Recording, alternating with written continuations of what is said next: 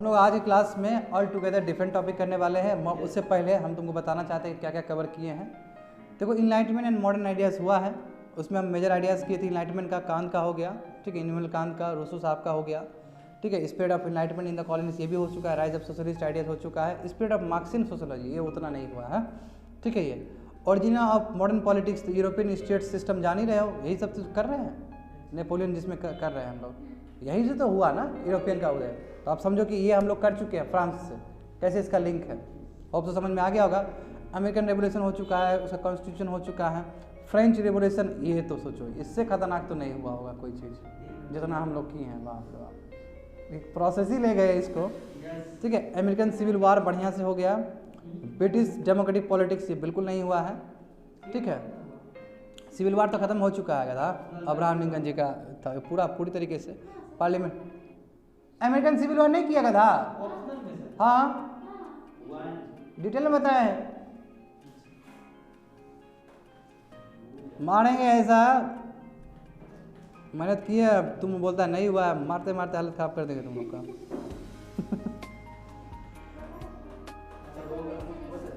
देखो 21 नंबर देख लो तुम लोग, रिवोल्यूशन एंड काउंटर रिवोल्यूशंस, ये नहीं हुआ, रिफॉर्मेशन और काउंटर रिफॉर्मेशन हुआ था, ठीक है ना। तो ये करेंगे बाद में सभी चीज़। देख लो बाबू, तुम लोग का मैप आ गया। नीचे देखो, इटली देखो 1815 में क्या स्थिति, क्या आलम था। 1815 का बात क्यों करते हैं हम लोग, क्यों बात करते कोमल?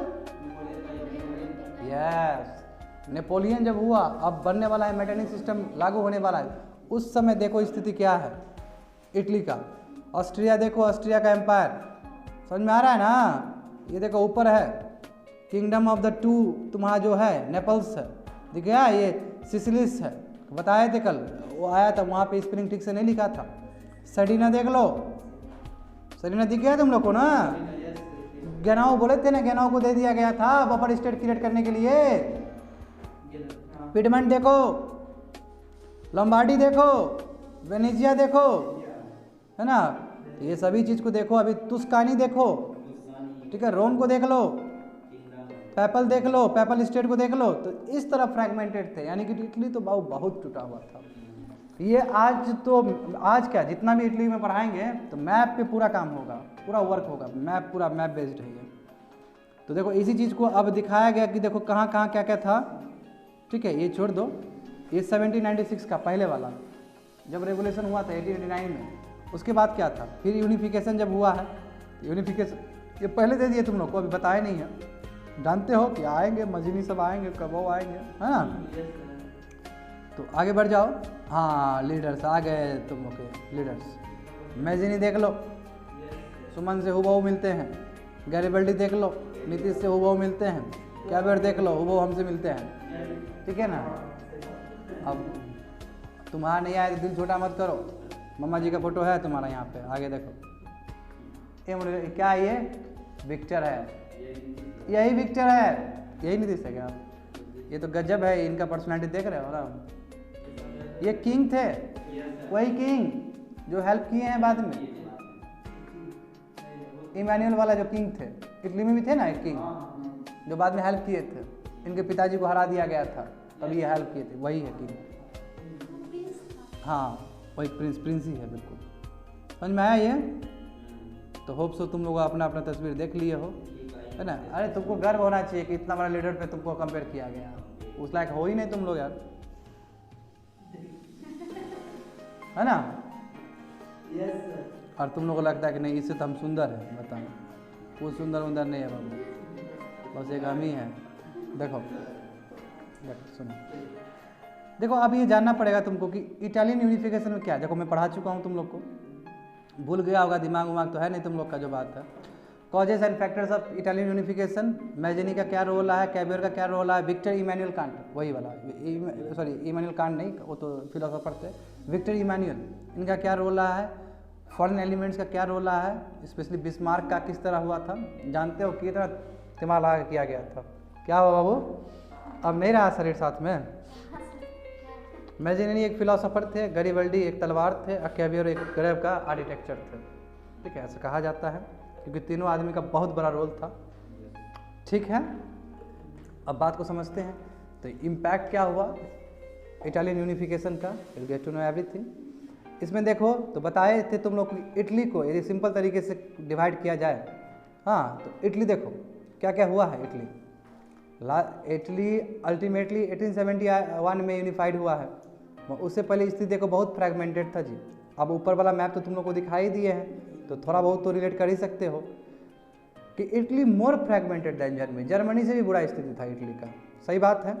इटली अंडरबेली कहा जाता है, यूरोप का पेट कहा जाता है। रोम देखो, रोम जो बीच वाला एरिया था जो उस समय दिखाए थे तुम लोग को, ठीक है। एक बार करते हैं फिर जाएंगे विजिट करेंगे, पहले इसको समझ लो कि Rome was under the control of pope, हाँ जिसको पॉपल स्टेट कहते हैं। आई पेपल स्टेट था ना, PAPPL पेपल स्टेट लिखा आया था, ठीक है। इसमें स्पेलिंग गलत हो सकता है, वहाँ पे गलत नहीं होगा जो बात था।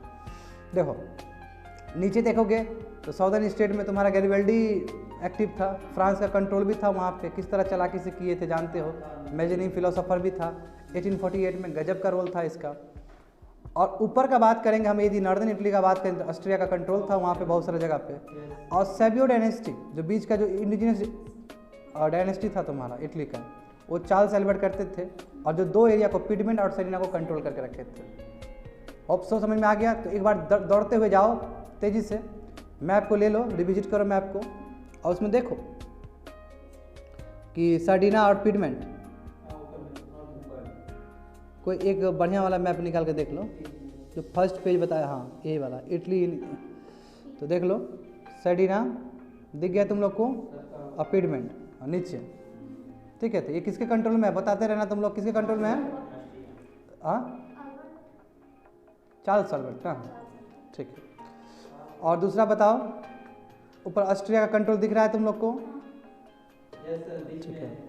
और पेपल स्टेट दिख रहा है तुम लोग को, रोम वाला, ठीक है, ये पेपल स्टेट है, ठीक है। तो अब जितना बार आएगा उतना बार मैप जाके एक बार वो ले लोगे, आइडियाज़ ले लोगे। देखो इटली क्या है, मोर फ्रेगमेंटेड है, ठीक है। मैं तेज़ी से चला जाऊँगा, ठीक है। कंट्रोल है ऑस्ट्रिया का, फ्रांस का ऊपर इटली, क्यों ऑस्ट्रिया ऊपर फ्रांस नीचे। रोम पूरी तरीके से कंट्रोल कर रहा है पोप को, मिडल वाला, ठीक है। क्रिश्चियन रिलीजन का वो गढ़ है। रोल प्लेट किए हैं कैवियर, गैरिबल्डी, मेजनी, गजब का रोल है। Lombardy and Venezia was under the direct control of Austrian rule. अब देखो यहाँ पे लोम्बार्डी और वेनेसिया फिर से रिविजिट करो, एक एक वर्ड पे रिविजिट करो। लोम्बार्डी एंड वेनेसिया, वो मैप देखो ज़्यादा अच्छा है।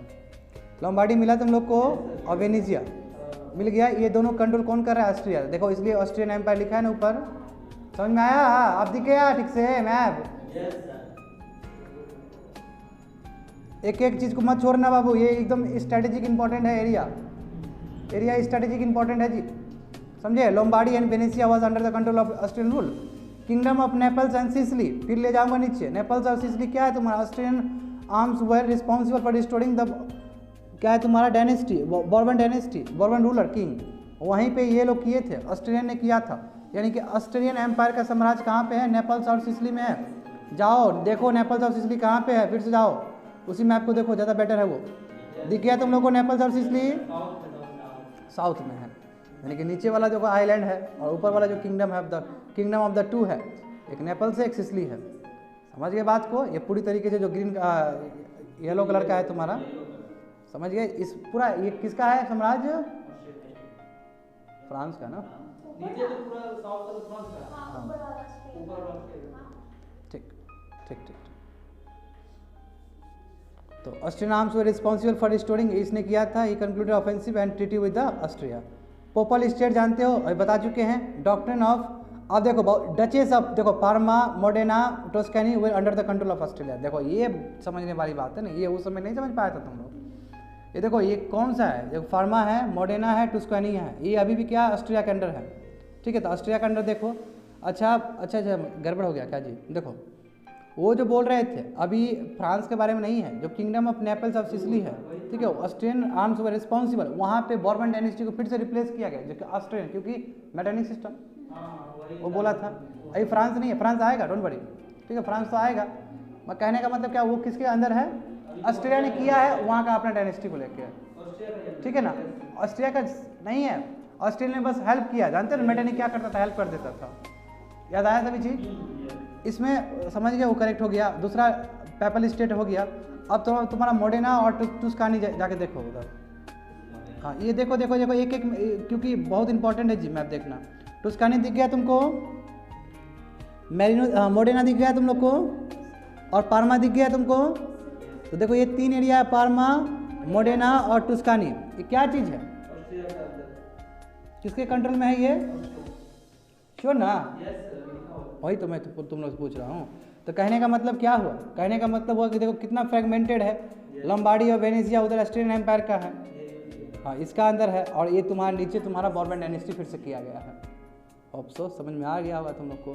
और सर्डिना और पिडमेंट सवाई डायनेस्टी, नहीं देख रहे हो, अलग अलग जगह पे है। और जो सेंट्रल इटली है वो पेपल स्टेट है, और जो कि फ्रांस का है डोमिनेशन, जो कि फ्रांस का डोमिनेशन, यानी कि हाँ सेंटर पोप मतलब फ्रांस, पोपल का वही ना, वही था। अब बाद में अंतिम रखना पड़ा उसको रोम को वहाँ पे। क्या वो क्या बोल रहा है, वो मेरा कंट्रोल है बोल रहा क्या? पिडमोंट एंड सर्डिना देखो ये हो चुका है under the Italian king control. अब देखो रोल ऑफ नेपोलियन, कोई बात कोई एकदम तुमको पता होना चाहिए। In before the coming of Napoleon foreign powers fought with each other, एक दूसरे से लड़ाई करते रहते थे, ठीक है ना। बहुत सारा इकोनॉमिक डिस्पैरिटी भी था वहाँ पे। नॉर्दर्न पार्ट इटली का कंट्रोल किया था ऑस्ट्रिया ने, सेंट्रल पार्ट पोप ने, और साउदर्न पार्ट तुम्हारा फ्रेंच यानी कि बॉर्बन डायनेस्टी ने। सही बात है, क्योंकि वो बॉर्बन डायनेस्टी का ही पार्ट है। हालांकि ऑस्ट्रियन फोर्स ने हेल्प किया है उस चीज़ को। इंडिजिनियस सवाई डायनेस्टी तुम्हारा रूल कर रहा था इटली में, जानते हो वो वाला एरिया, पिडमोंट और सर्डिना वाला, जान लिए तुम लोग। नेपोलियन जैसे ही आए तो फ्रेंच रेवोल्यूशन वाला आइडियाज़ गया वहाँ पे। नेपोलियन डिफीट कर दिया ऑस्ट्रियन फोर्सेस को, लिबरेट कर दिया इटली, और ऑस्ट्रिया से उड़ा दिया रूल से, ठीक है। और नेपोलियन के रिफॉर्म्स वहाँ पे ला दिया। हाँ तो ये ग्लोरियस पास था, उसका रिमाइंड करवाया लोग को। Because of him spirit of nationalism spread हुआ है इटली में, और वही कहीं ना कहीं बाद में काम किया unification for Italy in future. तो ग्रोथ ऑफ नेशनलिज्म हुआ एंड सो ऑन, इस तरह एक इंपॉर्टेंट फैक्टर बने हैं। अब तुम लोग को ये जानना होगा, यानी कि रोल ऑफ नेपोलियन इंपॉर्टेंट है, क्योंकि सब अलग अलग, देखते हो कितना फ्रेगमेंटेड था। तो नेपोलियन ने आके उसको क्या किया, हटवा दिया सबको, और बाद में फिर मेटेनिक ने फिर से ला दिया उस चीज़ को, यानी जैसे पहले था वैसे करवा दिया। तो अब देखो ये 1830 का 1848 का जो रिवोल्यूशन है, जो कि यूरोपियन रिवोल्यूशन भी कहा जाता है, उसने क्या इम्पैक्ट किया है इटली पे। तो 1830 में रिवोल्यूशन स्टार्टेड इन फ्रांस, जो कि जानते हो वेना ऑर्डर मेटेनिक सिस्टम का अगेंस्ट था।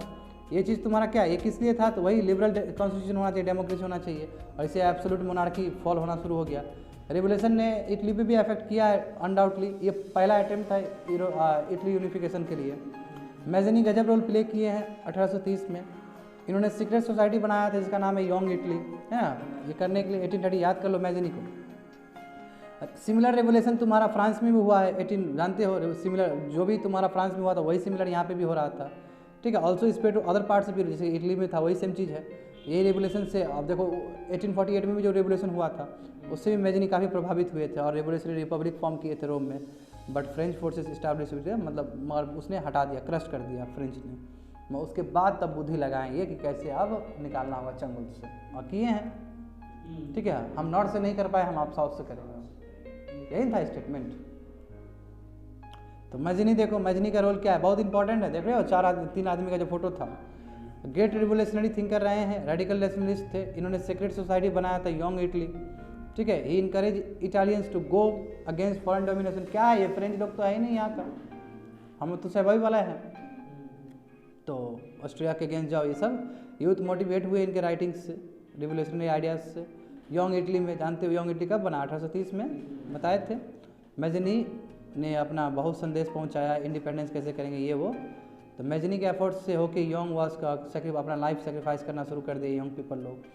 मैजनी ने फाउंडेशन किया, यूरोपियन इटली यूनिफिकेशन के लिए नींव रखा, और इससे पेट्रोटिज्म का फीलिंग, ड्यूटी, सेक्रीफाइस इस तरह का बात लोगों के अंदर पहुंचा। जैसे ही मेटेनिक सिस्टम फॉल हुआ, इटली के पास मौका मिल गया कि चलो भाई ऑस्ट्रियन डोमिनेशन खत्म किया जाए अपने आप को। मैजनी और भी बहुत सारे नेशनलिस्ट थे जो काम किए, जो चार्ल्स एल्बर्ट थे जो किंग थे, तुम्हारा जानते हो पिडमेंट और सर्डिना का, कोशिश किया ऑस्ट्रियन से लड़ने के लिए, कोशिश तो किए थे, क्योंकि जानते हो पिडमेंट ये सब क्या है, क्योंकि ऑस्ट्रियन फोर्सेस बहुत बड़ा फोर्सेस है, देख रहे हो कितना वो पकड़ के रखा है। The fight began but the forces Piedmont were no match, कोई मैच ही नहीं है पिडमेंट और सर्डिना का, ठीक है। तो हारना पड़ा इनको, क्रश करना पड़ा, इससे यूनिफिकेशन पे थोड़ा सा समय लगा, ठीक है ना। तो Charles Albert left the throne, हटना पड़ा उसको, ठीक है। ऑस्ट्रिया को करना पड़ा, सरेंडर करना पड़ा, वो पिडमेंट और सर्डिना भी। इटली को नॉट टेक वेनेसिया को ले नहीं पाया, लंबाडी को नहीं ले पाया, ऑस्ट्रिया जो कहते हैं पकड़ के बैठा हुआ है उसको, तो अब दूसरा बुद्धि लगाना पड़ेगा। तो एक दूसरे आए हैं, कैवियर का रोल देखो, देखो वेनेसिया और ये वाला तुम्हारा लॉम्बार्डी वाला देखो, ठीक है ना। तो ये सभी चीज़ हुआ था, इमेजिनी, गैरिबल्डी, सब ये सब चीज़ किए थे। तो आगे देख लो, इससे बढ़िया वो माइंड मैप में उतना अच्छा नहीं है। देखो वहाँ पे count Camillo Cavour started his publication, अपना पब्लिकेशन देना शुरू कर दिया, जिसका मतलब रिबर्थ, पीपल इटली को उठाने के लिए, ठीक है। वो इंजीनियर थे, मिलिट्री और ओपनली सपोर्ट कर रहे थे रिवोल्यूशन ऑफ 1830 को, जो कि फ्रेंच में हुआ था, जब इटली में हो रहा था तो उसको सपोर्ट किया था, बढ़ चढ़ के हिस्सा लिए थे कैवियर ने। चूँकि इनका नॉलेज था, because of his knowledge and skill, ये मिनिस्टर बन गए, है ना। और he made PM by the king of, और पीडमंड के जो थे उसको, पीडमंड ने क्या किया कि इसको, जो किंग था जी चार्ल्स वाला, उसका बाद का जो किंग दूसरा वाला भी आया जो भी था, उसने इसको प्राइम मिनिस्टर बना दिया। जब प्राइम मिनिस्टर बने तो इसने शुरू किया यूनिफिकेशन करना कैवियर ने। यूनिट ये डन हो सकता है ओनली अंडर द पीडमेंट, क्योंकि पीडमेंट और सर्डिना ही हमारा इंडिजिनियस डायनेस्टी है, उसको तो हाथ में रख के वही हथियार यूज़ करेंगे, चाहे वो लंबाडी और वेनेसिया को निकालना हो या नीचे से निकालना हो, सिसिली या नेपल्स को निकालना हो, समझे। तो ही कैरिड आउट लिबरल रिफॉर्म्स, बहुत सारे रिफॉर्म्स किया इन्होंने, ठीक है। एवरीवन एक्सेप्ट, अच्छा लगा सबको, ठीक है। तो पीडमेंट और सर्डिना को एक किए हैं पहले, उसके बाद मिलिट्री स्ट्रेंथ बढ़ाए हैं, ठीक है। लिबर्टी ऑफ प्रेस को एक्सपांड किए हैं, लोग का भरोसा, ठीक है ना। कैवियर का डिप्लोमेसी देखो, ये सिग्निफिकेंट रोल प्ले किए हैं फॉरेन पॉलिसी में, ठीक है। रियलिस्टिक अप्रोच था जी, जैसे कि तुम्हारा बिस्मार्क का था, इनका भी था, मैंने कंपेयर किया था इनका बिस्मार्क से, जब बताया था तुम लोग को, क्योंकि अभी जर्मनी का पहले पढ़ा दिए थे उसमें, और चूँकि इटली का पढ़ा रहे इसलिए इटली को ला रहे हैं, ठीक है ना, ला रहे, क्योंकि क्रोनोलॉजी उस हिसाब से है ऑप्शनल का, इसलिए समझे ना। ऑप्शनल का क्रोनोलॉजी को देखते हुए करेंगे ना, क्रोनोलॉजी डिफरेंट हो सकता है अलग अलग तरीके से। देखो तो क्या है कि he knew that without becoming realist Italy cannot be, यानी कि हम रियलिटी चीज़ को नहीं देंगे, रियलिटिक बनना होगा हमको। यहाँ पे नूनू बाबू काम नहीं चलेगा, हमको देखना पड़ेगा जिस हिसाब से कंट्री का स्थिति है। मेन ऑब्जेक्टिव जो कैवियर फॉरेन पॉलिसी था कि सॉवरेनिटी ऑफ ऑस्ट्रिया को उखाड़ फेंकना, ठीक है ना। And he was in search of some effective European powers, और इसके लिए उसको पावर चाहिए, कोई हेल्प, कुछ चाहिए, हेल्प चाहिए बाहर से। He was not against the war के अगेंस्ट नहीं था वो militarism. He felt that Britain and could help him, इसको लगता था कि ब्रिटेन और फ्रांस हमको हेल्प कर देगा इस स्थिति में ऑस्ट्रिया से फेंकने के लिए। United Britain had sympathy for Italy, जानता था कि इटली में है सिंपैथी, ठीक है। मगर help was accepted from her. On the other hand Napoleon III ruler of France was ambitious, मतलब जो वहाँ पे बर्मन डायनेस्टी को रिप्लेस किया गया था वो क्या है, एम्बिशंस है, कॉलेज है, सपोर्टर ऑफ नेशनलिज्म है। Therefore Cavour try to seek help from, बोला कि ना हम फ्रांस से ही हेल्प लेते हैं, नेपोलियन से जो बाद में आया था III, उससे हेल्प लिया, ठीक है। वही है जी, बात का तुम्हारा रूलर सब है, बीच में बहुत कुछ हुआ है ना, एक बार छोड़ के भागा था। तो क्रीमिया वार भी अपॉर्चुनिटी दे दिया इसको, ठीक है, कि वो कोऑपरेट कर सके फ्रांस और इंग्लैंड से, तो मौका मिल गया उसको। और बैटल ऑफ क्रीमिया जो कि 1854 में लड़ा गया था ऑस्ट्रेलिया और रसिया के बीच में, on one side and Britain on other side, यानी कि रसिया और ऑस्ट्रेलिया एक साइड है, ब्रिटेन और अदर साइड में है। ये फाइट में क्या हुआ, ईस्टर्न सवाल उठा, बताए थे ना, एकदम बड़ा मैप करके बताए थे क्रीमिया वार के बारे में, ईस्टर्न क्वेश्चन उठाया गया था। Russia is trying to influence, क्योंकि वो ब्लैक सी, देखते हो अभी भी ब्लैक सी है वहाँ पे, है ना, ब्लैक सी दिख रहा है टर्की के ऊपर, ब्लैक सी में इन्फ्लुएंस डालना चाहता था तो टर्की को पीछे करते हुए। Britain and France were interested in keeping Russia away from the region, मैं चाहता था कि रसिया दूर रहे, ठीक है, सो डैट इंटरनेशनल रूट में कोई दिक्कत ना हो मेडिटेरियन सी से आने जाने में, नहीं तो फिर रसिया यदि ब्लैक सी तक पहुंच गया तो मेडिटेरियन सी तक पहुंच जाएगा उसका। हाँ, तो इसलिए एक ईस्टर्न क्वेश्चंस का जो सवाल उठा था कि ईस्टर्न तरफ जो रशियन पेरिल हो रहा था उसको काउंटर करने के लिए क्रीमिया वार हुआ था वहाँ पर। देखो यही चीज़ यहाँ पे लिख दिया गया, ठीक है। आगे बढ़ जाओ।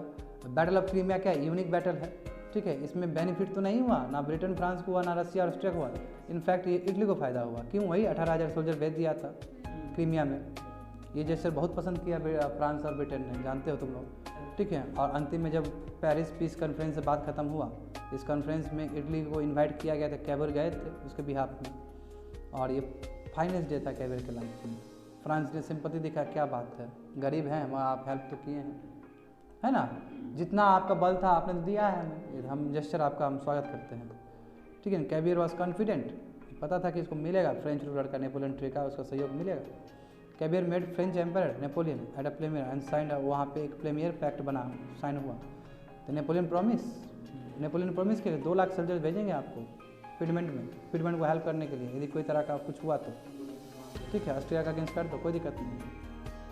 तो क्यों, क्योंकि ऑस्ट्रिया को हटा देना है, यानी कि फ्रांस हरी झंडी दे दिया, हाँ, साथ देंगे। In return France was to get, हाँ आपको फ्रांस ऐसे तो नहीं देगा क्योंकि फ्रांस का भी बहुत सारा एरियाज़ है, वो हमको लौटाओ, हमारा एरिया तो बहुत पहले तुम ले लिए थे, उसको दो हमको, ठीक है। By his diplomacy Cavour to the help of in war against, तो यहाँ से मिल गया तुमको, फ़ायदा मिल गया कि हाँ फ्रांस को यूज़ कर देंगे।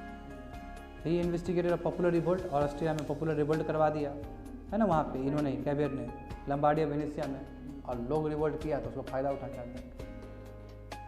ऑस्ट्रिया इमीडिएटली डिक्लेयर वार अगेंस्ट, ऑस्ट्रेलिया को करना पड़ा पिडमंट के अगेंस्ट, क्योंकि वो बगावत हो गया तो ऑस्ट्रेलिया भी कहाँ रहेगा, वो तो बड़ा साम्राज्य। As per the treaty French army arrive to help Piedmont, जो ट्रीटी के हिसाब से था कि ऐसा होता है, ऑस्ट्रेलिया अटैक करता है तो आप आ जाइएगा, तो आया पिडमंट को करने के लिए। पिडमंट क्यों, क्योंकि पिडमंट ही केवल अभी कर रहा है, जैसे जर्मनी में पर्सिया कर रहा था नेतृत्व, अभी पिडमंट कर रहा है।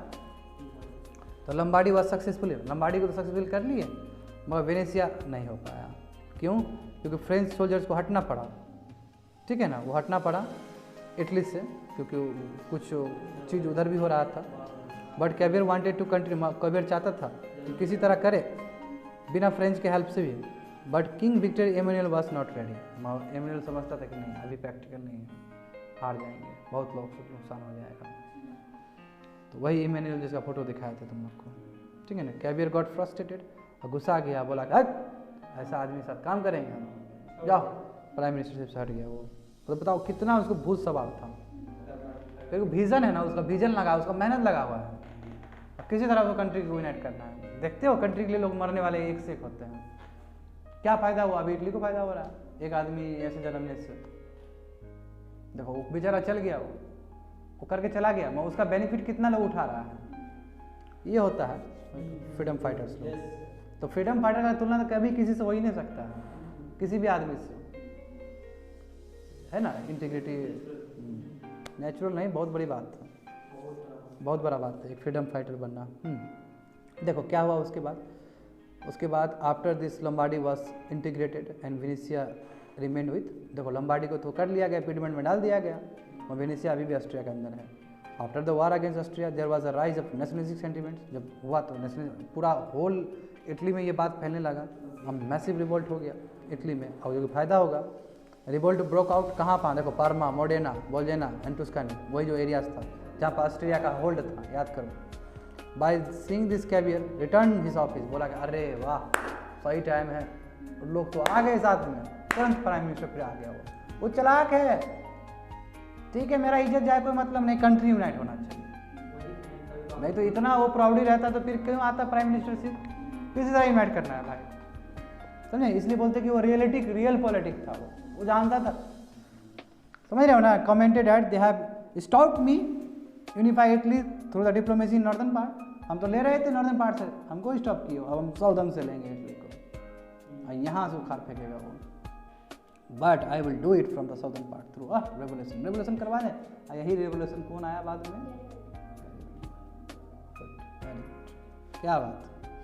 तो similar movements was going, southern part में भी चल ही रहा था, और 2 स्टेट जानते हो, सिसिली और नेपल्स दिखाई दिए तुमको, और वहाँ पे गैरीबल्डी बहुत एक्टिव थे।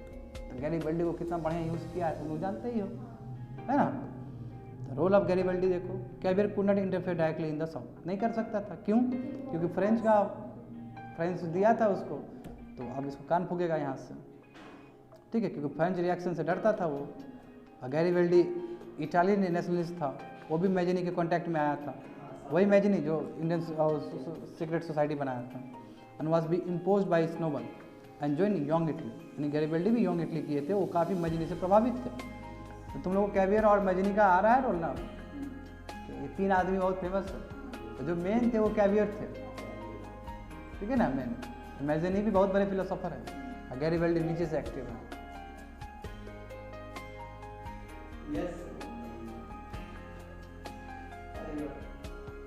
1833 में देखो, ही पार्टिसिपेटेड इन नेवल कंस्पिरेसी, ये देखो तब अरेस्ट कर लिया गया इसको तो बोल दिया गया फांसी दे देंगे इसको, मैं कैसे भाग गया वहाँ से और साउथ अमेरिका पहुँच गया, ठीक है। वहाँ पे टेक्निक गोरिल्ला वारफेयर सीखा है तुम लोग की तरह, ठीक है। और हेरिंग बोला कि 1848 का रिवोल्यूशन हो रहा है, आया बोला कि अरे इसी चीज़ का तलाश था, आ गया। वार में बढ़ चढ़ के हिस्सा लिया इसने अगेंस्ट ऑस्ट्रेलिया, ठीक है। उसमें चार्ल्स एल्बर्ट नेतृत्व कर रहे थे उस समय, जो किंग थे वहाँ के पिडमंट और फर्डिनांड वाले।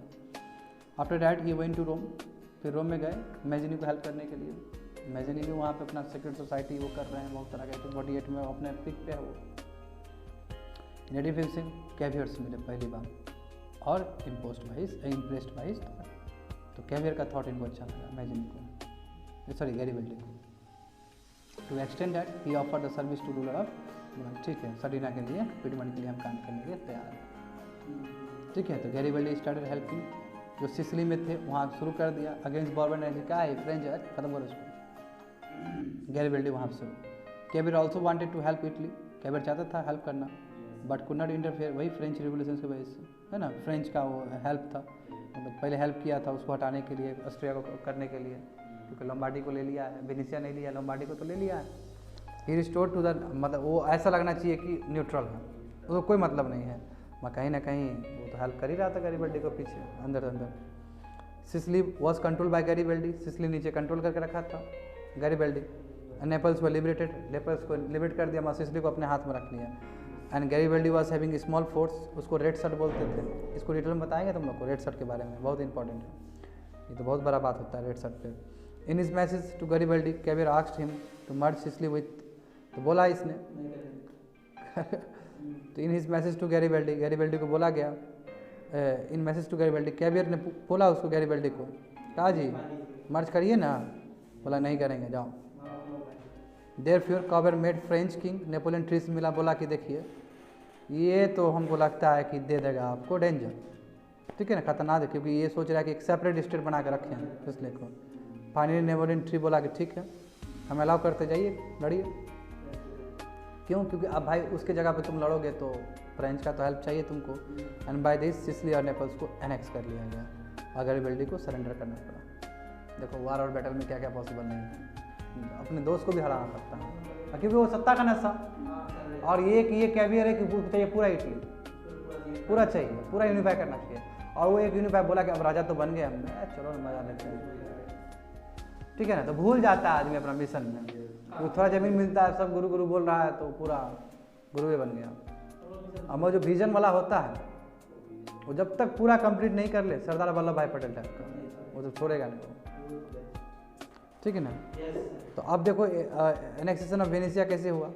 इन 1866 इटली गॉट द अपॉर्चुनिटी, मिला मौका वेनेशिया को, ठीक है ना, जो चांसलर बिस्मार्क ऑफ, वही बिस्मार्क की वजह से जो प्रिपरेशन कर रहे थे ऑस्ट्रिया के अगेंस्ट, और उसमें इटली का कोऑपरेशन की आवश्यकता था। तो इस टाइम में इन वेंचर, इस सिचुएशन में अप्रैल 1886 में और ट्रीटी साइन हुआ तुम्हारा इसका बिस्मार्क और विक्टर इमैनुअल, क्योंकि विक्टर इमैनुअल तो मेन पावर है ना, क्योंकि मेन तो आदमी यही है विक्टर इमैनुअल, इसको पावर को ना यहाँ से ना डिराइव करके कैवियर कर रहा है जो भी, which provided that Venetia would be annexed to Italy, यदि इटली हेल्प कर दे पर्शिया को। वो भी दिमाग लगा रहा है उधर बिस्मार्क, वो और चलाक है और ये भी चलाक है, ठीक है ना, दोनों एक से एक चतुर है उस समय, बस फायदा अपना फायदा देख रहा है, मगर दोनों फायदा तो और अच्छी बात है ना, कॉमन एनिमी है दोनों का। तो देखो 19 जून 1866 क्या हुआ, पर्शिया ने डिक्लेयर कर दिया वार, तो इमैनुअल आर्मी अटैक वेनेशिया, क्योंकि उधर जाना पड़ा ऑस्ट्रियन फोर्सेस को उधर लड़ने के लिए उसके अगेंस्ट, पर्शिया के अगेंस्ट। तो Emmanuel army attack Venetia, south से अटैक कर दिया, क्योंकि साउथ से करेगा नहीं है, पिटमंड और सर्डिना तो अपने हाथ में है। तो Persia attacked Austria from the north, उधर से नॉर्थ से कर दिया, ये साउथ से कर दिया, कपा गया वहीं पे, ठीक है, वहीं डिवाइड हो गया, आप करे तो करे, जाए तो जाए कहाँ। तो Persian defeated Austria in the battle of Sadowa. अब Bismarck manage to annex Venetia to Italy, तो दे दिया इटली को, and by means of referendum वहाँ पे लोगों का रेफरेंडम लिया गया और उस हिसाब से वेनेशिया को मर्ज कर दिया गया इटली में। लॉम्बार्डी सपना पूरा और ये सपना पूरा, लेकिन बैटल ऑफ सडोवा जो हुआ वो हेल्प किया है, समझ गए बात को। ये सेम लिख दिया गया, हाँ। तो रोम को किस तरह एनेक्स किया गया, without Rome condition of Italy क्या है, लगभग तुम्हारा बॉडी विदाउट सोल है, हाँ बेकार है, हार्ट मतलब भाई सोल। रोम डोमिनेट कर रहा था, पोप जानते हो, फ्रेंच ट्रूप्स वहाँ पे डिप्लॉयड थे, हैवी डिप्लॉयड थे, जो पॉलिटिशियन थे इटली के were aware that Rome could not be acquired with cooperate, France के बिना नहीं ले सकते हैं, फ्रांस का बहुत ज़्यादा गढ़ है यहाँ पे, लंबा रखा है। But a war broke out between Persia and France, क्योंकि फ्रांस को हराना है उधर पर्शिया को। 1870 में, 1866 में उसको कर दिया, आप 70 में देखो Napoleon III called his army, बोला कि आ जाइए वहाँ से हार जाइए, तो नाउ विक्टर एमेनुअल अटैक कर दिया रोम को और रोम को एनेक्स कर लिया इस तरह, और उसका रोम को एक छोटा सा कैपिटल बना दिया गया इटली का, और पोप को दे दिया कोई बात नहीं, हम आपको देते वेटिकन सिटी रखिए अब अपना, इस हिसाब से इटली को यूनिफाइड कर दिया गया। तो समझ गए, that's it for today's class. अब बिस्मार्कियन सिस्टम ये तुमको अभी लेना देना नहीं है, कल हम बताएंगे जो अलग से नोट्स हैं इसके बारे में। हाँ बुक का बिल्कुल, इसमें 2 दिन लग सकता है जो बताएंगे, 2-3 दिन भी लग सकता है। तो मैंने ख़त्म कर दिया।